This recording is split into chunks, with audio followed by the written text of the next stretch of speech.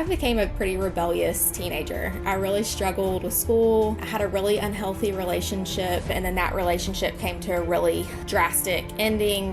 One of the most nerve-wracking things to think through, how your parents are going to react, especially him being such a public figure. We all sat down in the kitchen and I told them that I was pregnant. My mom's first question was, "Who's the dad?" Which was an incredibly kind of heartbreaking for me. You literally feel your whole life has been turned upside down. Nothing at all is going to be the same once you find out you're pregnant. We've not had time to even sit down and stop, because once you find out that baby's coming and that baby's here, like when are you supposed to press pause and start unpacking all these emotions? In today's episode, we'll hear Anna's story. As a pastor's kid, she grew up in the South with strong values and a close-knit family. But in her early 20s, just as she was starting a brand new chapter in life, everything changed. At 22, Anna found out she was unexpectedly pregnant. What followed was a journey filled with difficult emotions, hard work, and the steady support of friends and family. Her story is a beautiful reminder that even when life doesn't unfold the way we have planned, something meaningful and beautiful can still come from it. To stay in the know about our podcast and to get sneak peeks of upcoming episodes, be sure to follow Unplanned and Untold on Facebook and Instagram. You can find those links and a way to support this completely donor-funded podcast by clicking the link in this episode's show notes. So without further ado, let's welcome Anna to the podcast. Welcome back to another episode of Unplanned and Untold. Anna, we are so excited to have you here today. Welcome to the podcast. Thank you, Caitlin. I'm so excited. So happy to be a part of this. So excited to just chat. Yes.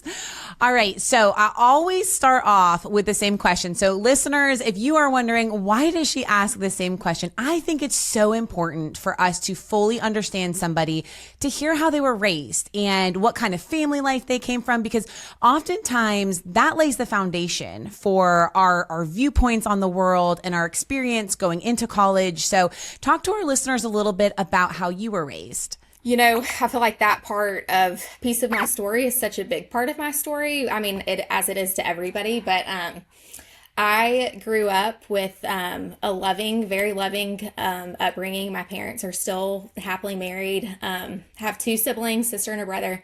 My dad was a Methodist pastor growing up. So growing up, we moved around quite a bit when I was really little, like the first...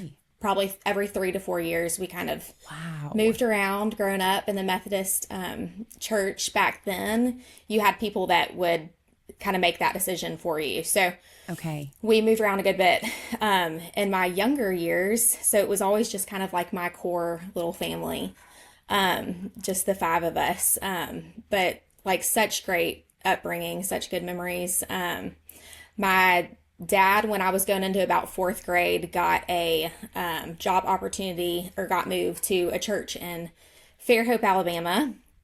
So that is where we ended up moving from 4th grade. And then we were very fortunate to get to end up staying there until about my sophomore year of college. So we ended up landing there, and Fairhope is that's where I call home, aside from Auburn, now that I've been here longer than I was there. But Fairhope is beautiful. I've been there a couple of times. It's stunning. It is beautiful. It's a great place to grow up. Beautiful town.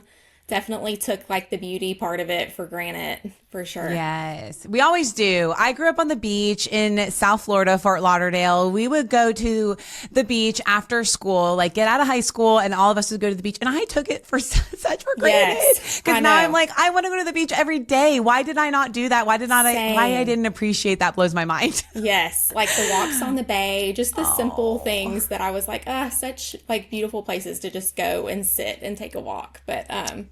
But yeah, I loved it. It's a beautiful place to grow up, for sure. So what brought you to Auburn, Alabama? Okay, so I by my sophomore year of college, I started college freshman year at a junior college in Fairhope.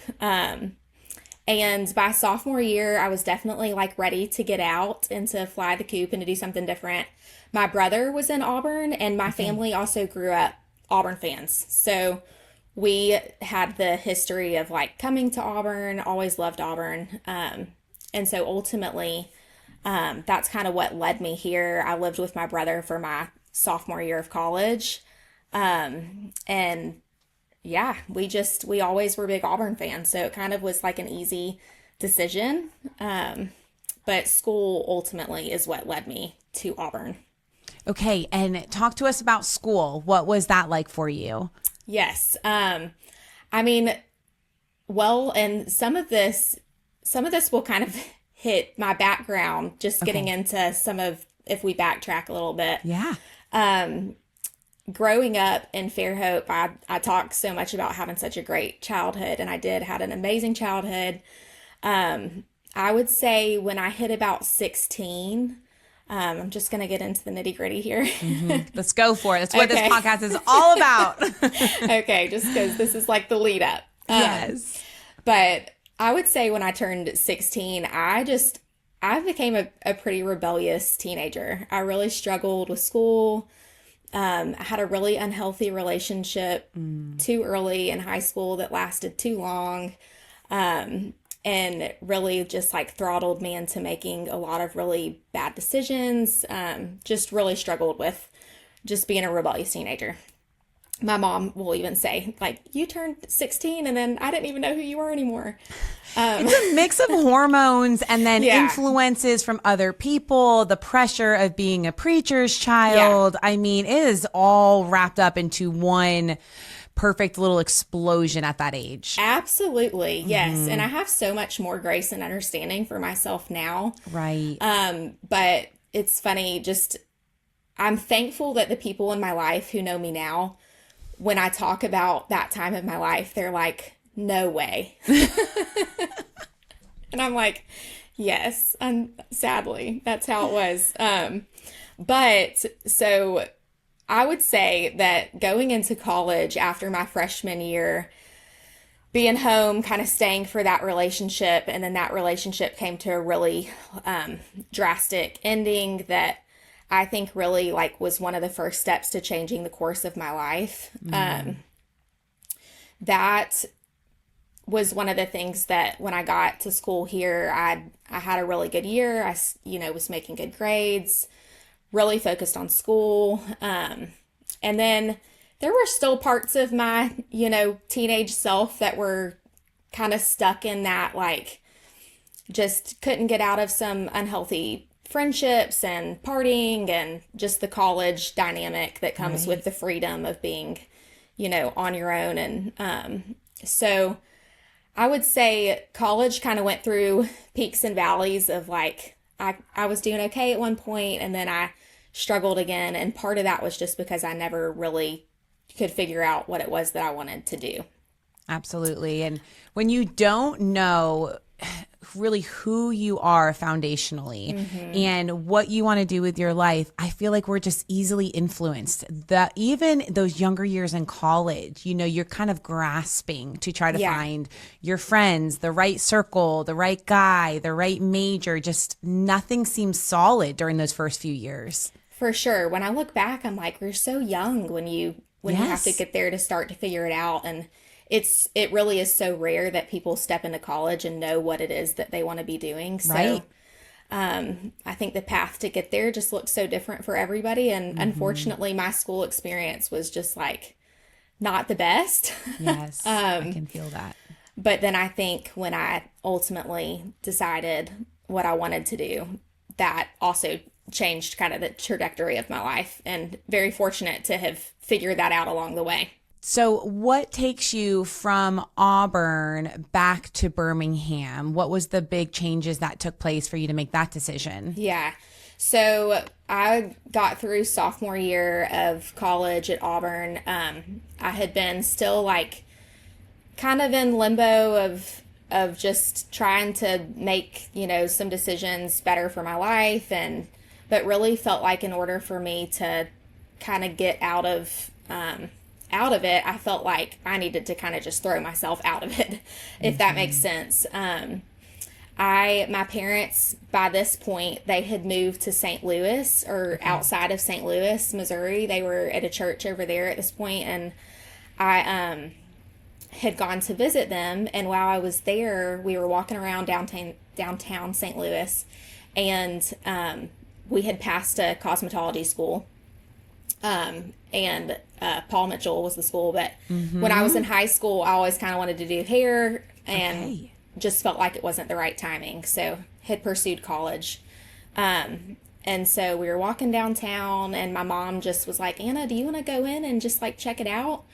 So we walk into the cosmetology school and get on the elevator. We're going up to the elevator, the doors open, and it was just like my mom, my dad, my brother were all there, and they like could see right away, like, oh, this is so Anna. She's in her element. We toured the school, and it was pretty soon after that I had gotten back to school, was still just really struggling, just with grades and academically, and called my parents and was like, hey, I would love to do cosmetology school. And basically they were like, we think that that's a great idea. We want to support you, but we need to do something to show for the amount of school that we've done. So I got my 2-year degree at Southern Union, the junior college in Auburn. And then from there, this was in, I guess, 2012, moved to Birmingham and really just started hair school and just absolutely kind of changed my life. Did you feel at that moment you had made the best change for you in your life?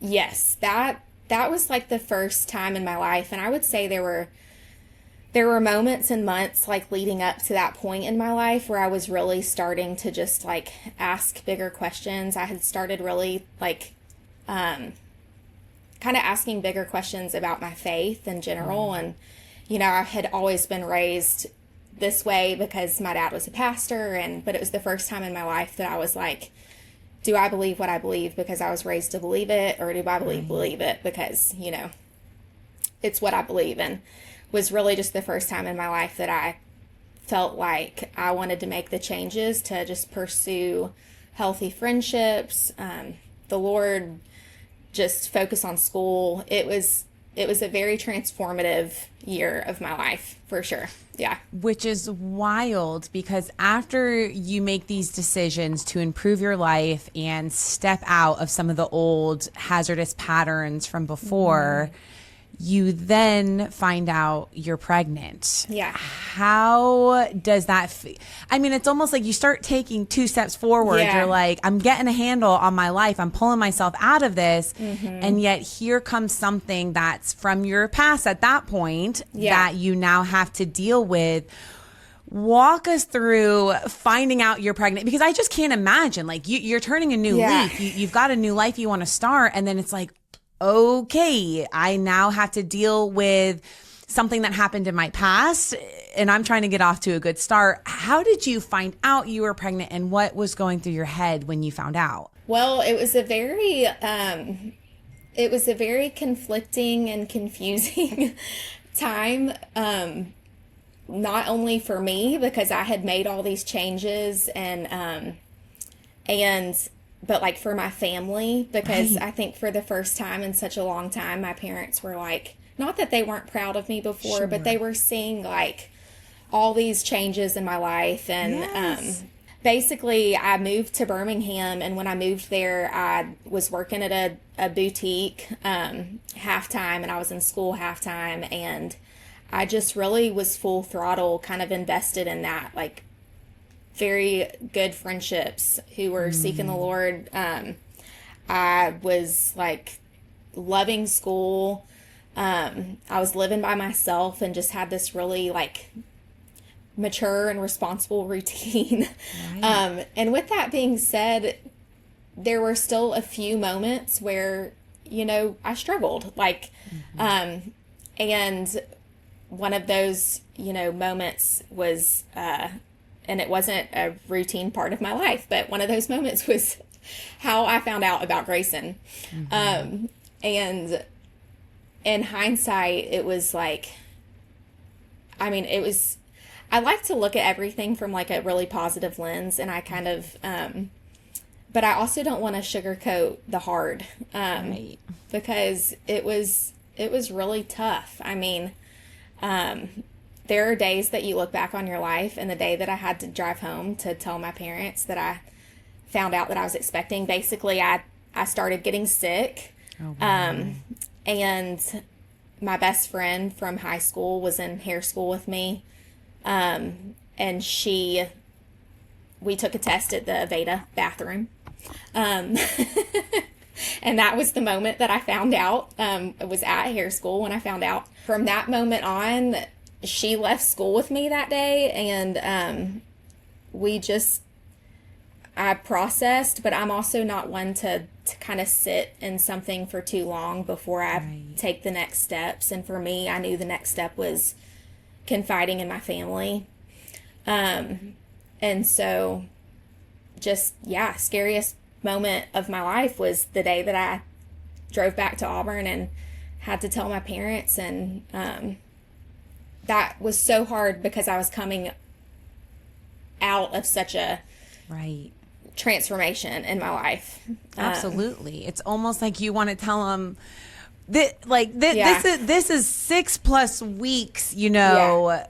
ago, that this is all catching up, and this is not the life that you actually are currently living and Yeah. striving to live, and you have gotten back on track. And Yeah. your father being a pastor, I mean, that's got to be one of the most nerve-wracking things to think through, how your parents are going to react, especially him being such a public figure in a church where we know within the church, sex outside of marriage is a huge no-no. Right. Were you scared to tell your parents, and how does that end up unfolding? Yeah, yeah. No, I was terrified. I drove back to Auburn, and I came to my brother's house first. My brother has always been, my brother and my sister. I think my sister was the first phone call that I made. Okay. And then my brother was the first one that I drove back and I told in person. And when I drove back and I told him, he was there for me, and he said, do you want me to go to mom and dad's with you? And so the day that I drove over to my parents, I'll never forget, I pulled up at their house, and my dad was like getting out of his car, and my brother pulled up behind me. My dad was like, "Hey, Anna, I didn't know you were coming in town today." And I think right from that moment, he could tell I was shaken and had been crying. And I was like, "Well, Dad, yeah, I'm here. I need to tell you something, but I want to wait until Mom gets here too." And so I think immediately, from that moment, my dad knew it was something pretty serious. But I'll never forget, we get inside, we're waiting for my mom to get there. I'm sitting in the kitchen, and my dad starts doing the dad walk. He's pacing the kitchen back and forth. And he comes up to me. This is the part where I'll try not to get emotional. And he kisses me on the forehead, and he said, "Anna, no matter what you're about to tell me, it doesn't change how we feel about you. We love you, and we're going to get through it." And I mean, that was just also a defining moment in my life as well. You look back at these moments of your life, and my dad was a pastor, and he definitely, wouldn't have chosen that Sure.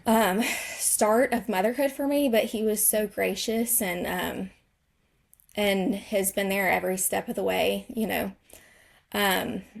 Not to say there weren't hard moments, but Of course.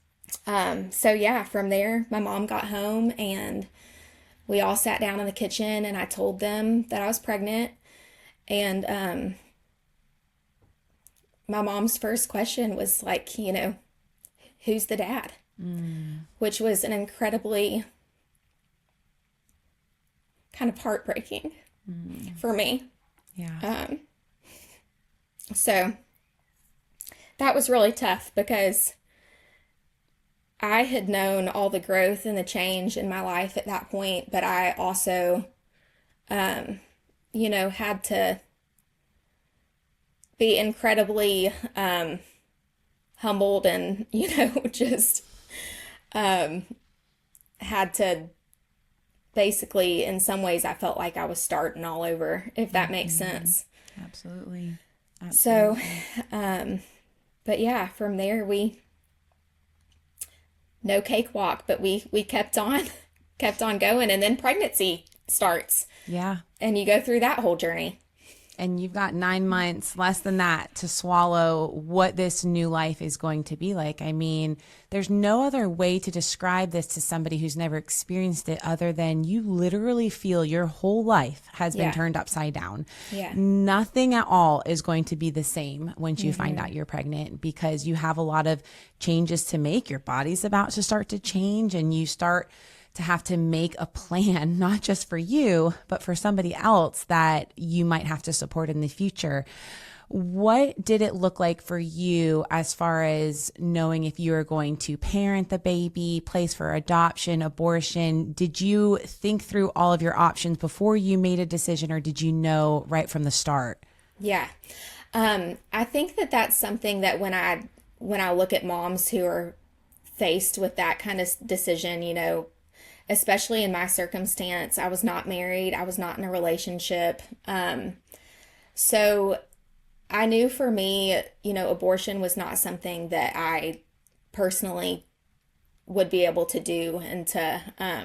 So right away, I knew I was having the baby. And I would say there was definitely a part of me that I grew up with two parents that provided me a very loving and stable home. They were married, they're still married. So I definitely jumped into protective mode of the baby and wanted the best life that they could have. At this point, I didn't know what the baby was. And so there was definitely a time there I met with some counselors just to seek some advice, because ultimately I wanted to choose the best route for the baby. Another big piece of just my story and the moment that I decided, oh my goodness, I'm going to be a mom. Throughout my pregnancy, I was incredibly sick. I think the circumstances on top of just pregnancy, and it being a rocky one, I was very sick. I was in the hospital multiple times for dehydration, could not keep anything down. And one day, one of my best friends from hair school came over to check on me, and she was like, Anna, I think you need to go to the hospital. She took me to the hospital. I was about 12 weeks pregnant at the time. And when we got there, they wanted to do an ultrasound to check and make sure that everything was okay. And in that moment, I remember asking, will I be able to tell, or will you be able to tell what the gender of the baby is? And she was like, oh no, it's too early. You probably won't be able to tell. When we get back there, I'm laying on the bed and she's like, hey, I actually can tell what the baby is. Do you want to know? Wow. And so in that moment, I found out that I was having a boy. Sorry. I knew this was going to be it takes the other you part. back. It takes you back. There are moments in life that you're like, I can close my eyes and I'm there all over again. Absolutely. It's like ingrained within your soul, some of these moments. Yeah, absolutely. Yeah. So in that moment, finding out what he was the moment that I left the hospital, and obviously I would have felt that way either way. Not that I was desiring at that stage of my life a boy. I think prior to that moment, I hadn't even really let myself think about what I was having, because I hadn't let myself get to the point where I was excited to become a mom. Mm-hmm. And so in that moment, I texted my family a picture of the ultrasound, and I was 23 or 22 at the time. I was going to be 23 when I delivered. My mom was 23 when she had my brother, and my sister was 23 when she had her oldest. And I just felt like, age-wise and what I have to give, I am able to do this. And absolutely. So from that moment on, I was able to finally let myself jump into, okay, I'm going to be a mom, and what is life going to look like from this moment forward? Absolutely. So how do you continue to juggle finishing school, working while being pregnant? It sounds like there's not much support from the baby's father. So you're in this kind of alone with the help of family, but mentally, without the support of a spouse, it is a totally different ballgame. Having had a child without that support and then with, I'm like, oh my word, how it's different. Same. Yeah, it was definitely a completely different experience. Now being married, and we have two other little ones and one more on the way. Yes, yeah. So definitely a totally different experience, walking through that with a loving partner.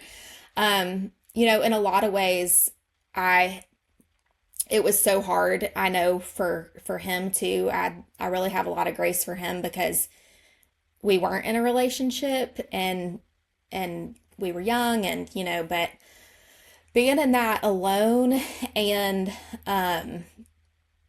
just like being away from my parents too. I know there were lots of moments my mom would come back into town, and I'm so incredibly thankful that I did have supportive family. But it was tough finishing school. I found out probably in July, and I graduated hair school in October.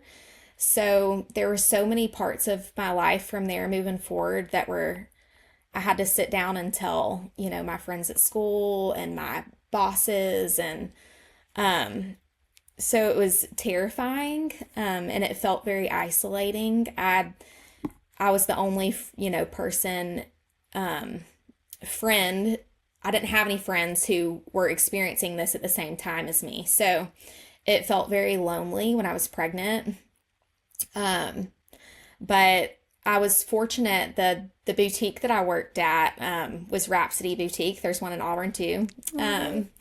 Precious people that I worked for. And when I sat down and I told them, zero judgment, their next moves were to help me get on my feet. And they offered me a job in Auburn when I came back to Auburn. And so basically when I came back to Auburn, I was able to work there while I figured out what salon I was going to be at. And then also found the first salon that I worked at for 6 years with an incredible boss who sat down and interviewed me. And at the end of the interview, I told her, I want you to know I'm pregnant. I don't know if that's going to change your decision. And she said, she started crying, and she's like, Anna, I was a single mom.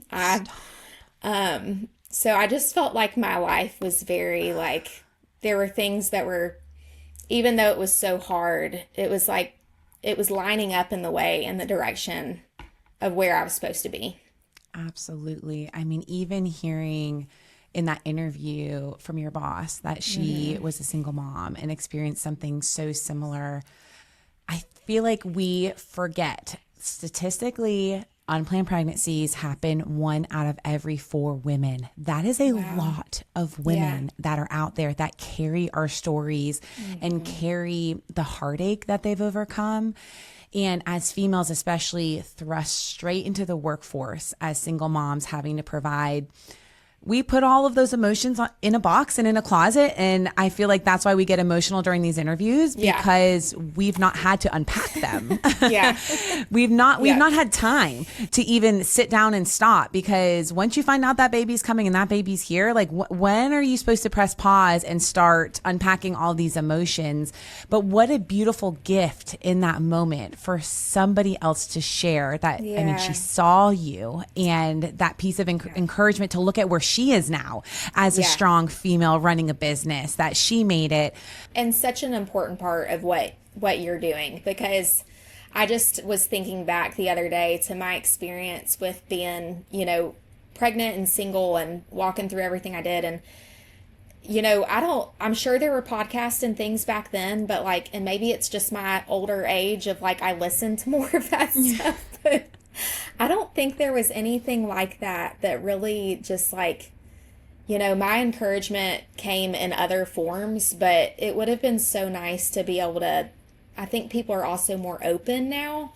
But it would have been so nice to have people kind of being able to hear their story and be encouraged by where they had been and where they are now. And, so I think these types of experiences, we carry so much internal shame, whether or not that was externally put on us. Some stories, it's a lot of judgments, a lot of shame. They're having to navigate so many different people's opinions. Yeah. Other stories, they have support like yours, but there's still that inner portion of us that held ourselves to a higher standard. This is not what we wanted for us. It does affect our entire family, and we still carry that shame. And so to be vulnerable with sharing what we walked through is really, really hard. And I realized that same thing was, if statistically this is happening so much, where are these stories and why are we hiding them? And I feel like finally the light bulb moment of, if I could just get women to be able to, number one, share their narrative. You know, everyone else talks about our stories and what they think happened and all of X, Y, and Z. It gives us women to have the platform to share what exactly happened with our stories and how we've grown from it, but to also give hope to these other women who are going to walk down this road. This is an issue that, unfortunately, it's not going to go away. It is what it is, especially within that age gap of college women. It's very prevalent, highest during those years, which makes sense. Yeah. But to have a platform to just share, girl, you can do this, and you are not alone, and you are not the only person who has walked this journey. That was my greatest desire for this podcast.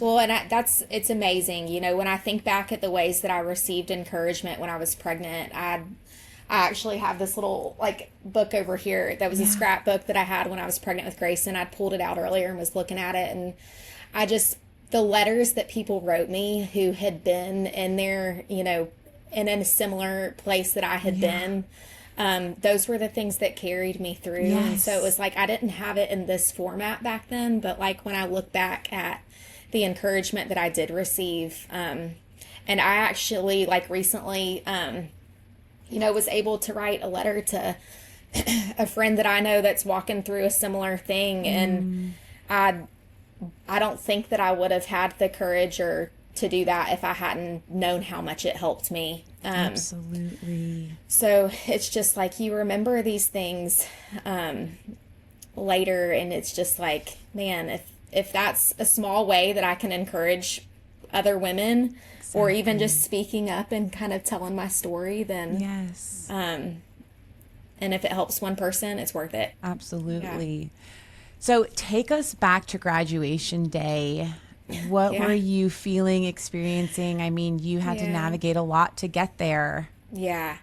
I mean, I think you know, it's funny, I look back to graduation day, and this is kind of a silly little story, but when you said that, it's the first thing I thought of. I mean, I was so excited because it was the first thing in my life where I knew I was right where I needed to be in terms of hair school. And so I was so thankful to be able to graduate and to be there with my best friend and the friends that I had made in hair school. And the teachers would get up and kind of speak on us, which was part of the little ceremony. And one of them made a joke about how I was always reading, and for whatever reason, because I was so hormonal, I cried all night.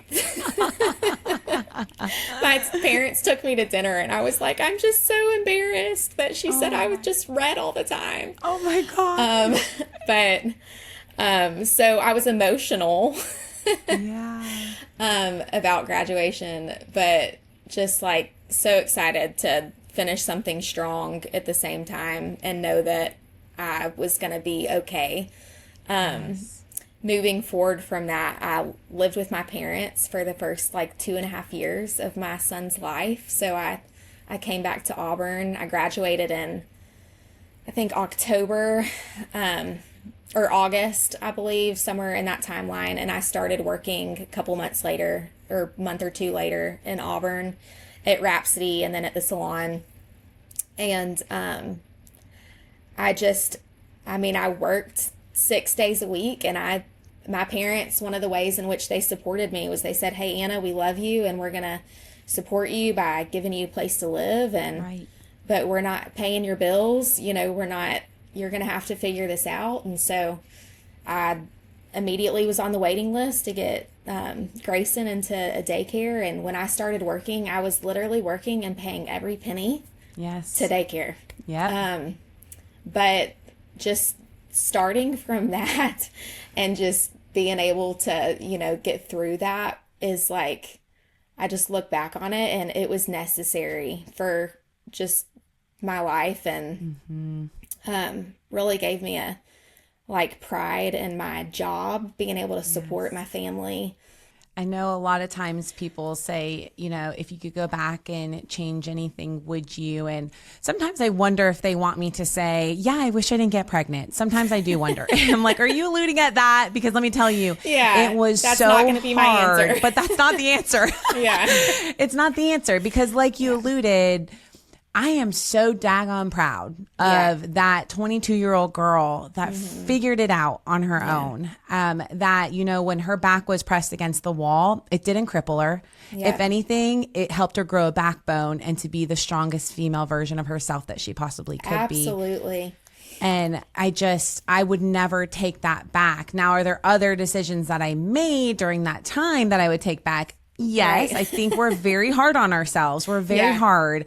And I think and you're young. Yes. You're young, and I wonder if you feel this way too, is just like, I have heard myself lately saying, like, sometimes I wish I could go back and, obviously I wouldn't redo. Me and Grayson Right. have such a bond, and that experience was like special in its own way. But sometimes I wish I could go back and redo it, knowing what I know now as a mom and at the age that I'm at and the maturity that I have. So I'm like, yes, I'm sure there's things along the way that we would change, but also you learn and you grow in every season of life. And Exactly. yeah. And there are things now, even with my littles, that I'm like, man, I am parenting you a bit different than I parented the couple before you, because I have learned not to sweat the small things. If you want to wear your Halloween costume to school or what, Right. I'm not going to fight you on that. You may not wear you. shoes today. It's okay. Right.